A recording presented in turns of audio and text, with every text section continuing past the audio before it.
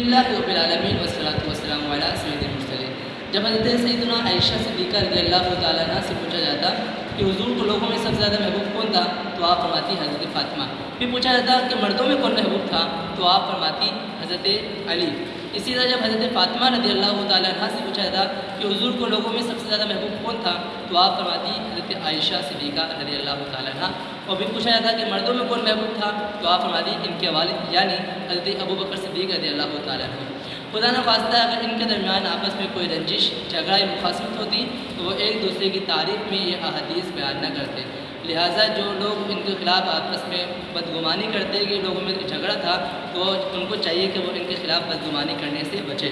اسی طرح حضرت ابن عباس رضی اللہ تعالیٰ عنہ سے روایت ہے کہ آپ فرماتے ہیں کہ میں حضرت عمر فاروق اعظم رضی اللہ تعالیٰ عنہ کے جسم اقدس کے پاس کھڑا تھا کہ اچانک ایک شخص میرے پیچھے سے آیا اور اپنی کوہنی کو میرے کندھے پر رکھ کر فرمایا، اللہ تعالیٰ آپ پر رحم فرمائے، بے شک مجھے امید ہے کہ اللہ تعالیٰ آپ کو آپ کے دونوں دوستوں یعنی حضور اکرم اور حضرت ابوبکر صدیق رضی اللہ تعالیٰ عنہما کے ساتھ عطا کرے گا، کیونکہ میں نے باب رسول اللہ صلی اللہ علیہ وسلم کو یہ فرماتے ہوئے سنا کہ میں اور ابو بکر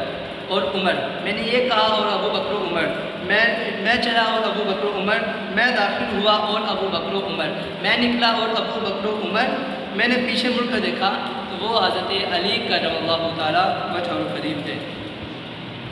اسی طرح رجال رشید یہ کتاب ہے، اس میں حضرت علی رضی اللہ تعالیٰ عنہ کا فتویٰ موجود ہے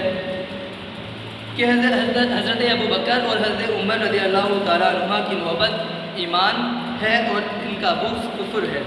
اعلیٰ حضرت رحمۃ اللہ علیہ فرماتے ہیں کہ محمد علی المرتضیٰ شیر خدا کرم اللہ تعالیٰ وجہ الکریم کا تقاضا یہ ہے کہ ان دونوں حضرات یعنی حضرت ابو بکر صدیق رضی اللہ تعالیٰ عنہ اور حضرت عمر فاروق اعظم رضی اللہ تعالیٰ عنہ کو ساری امت سے افضل مانیے۔ اور شیعہ حضرات یہ سب جو بھی ہم نے سنا تو شیعہ حضرات ان سب کے بارے میں کہتے ہیں کہ حضرت علی نے یہ باتیں تقیہ کے طور پر کہی تھی، یعنی حضرت علی رضی اللہ تعالیٰ عنہ حضرات شیخین کریمین یعنی حضرت ابو بکر اور حضرت عمر فاروق اعظم کی تعریف محض جان کے خوف اور دشمنوں کے ڈر سے کرتے تھے کہ اگر وہ ایسا نہ کرتے تو ان کی جان کو خطرہ تھا، مگر دلی طور پر حضرت علی رضی اللہ تعالیٰ عنہ حضرت عمر فاروق اعظم اور ابو بکر صدیق کے سخت خلاف تھے۔ شیعوں کے یہ بیان میں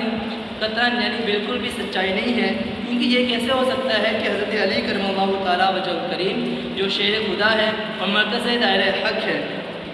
وہ اتنے مغلوب اور عاجز ہو گئے کہ انہوں نے اپنی ساری زندگی خوف و ڈر میں گزار دی، اور پھر جب یہ ہے تو پھر اسد اللہ الغالب کا جو لقب ان کو عطا ہوا اس کا کیا معنی ہے؟ صلو علی الحبیب صلی اللہ تعالیٰ علی محمد صلی اللہ تعالیٰ